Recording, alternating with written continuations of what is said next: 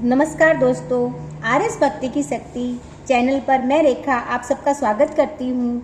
और आज आप लोगों के लिए मैं विशेष जानकारी यानी कि अमावस्या की जानकारी लेकर आई हूँ। और 2 तारीख और 3 तारीख यानी 2 सितंबर और 3 सितंबर दोनों ही दिन अमावस्या है। और आज की जानकारी मैं बताऊंगी कि हमें कौन सी अमावस्या करनी चाहिए, इस अमावस्या को क्या कहा जाता है और इसका क्या विशेष महत्व है, इसकी पूजा विधि का विधान और पूजा विधि का समय, इस सभी मैं आपको इस वीडियो में बताऊंगी। तो आप ध्यान से मेरा वीडियो सुने।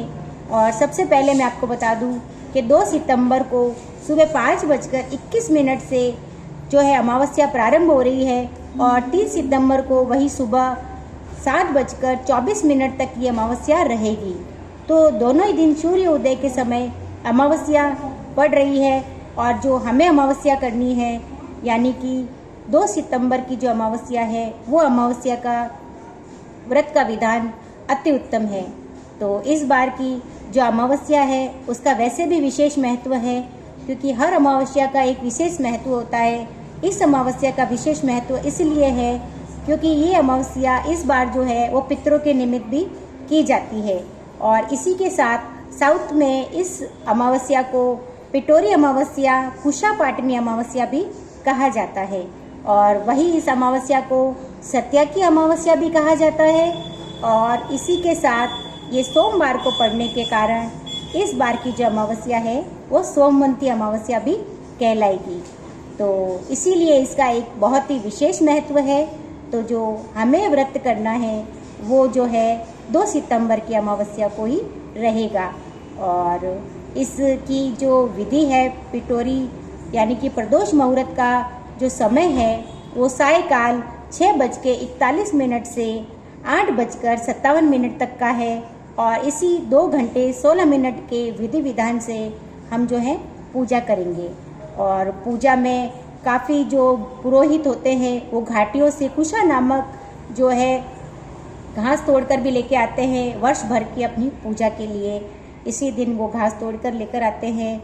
और पूजा की जो विधि है वो पाटे के ऊपर लोटा रखकर और उस पर 13 रोली की टिक्की, 13 मेहंदी की टिक्की और 13 काजल की टिक्की लगाई जाती है।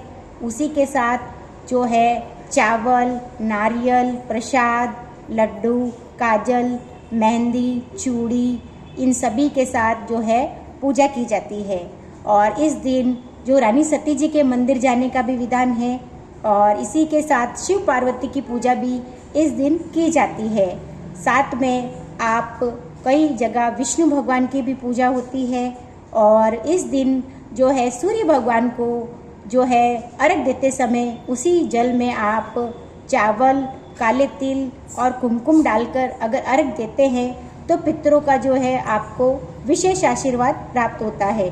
और पीपल में भी आप जो है चावल, काले तिल और कुशा डालकर पितरों के निमित्त जल दे सकते हैं। उससे पितरों को पितृदोष भी दूर होता है और पितरों की आत्मा को शांति भी मिलती है।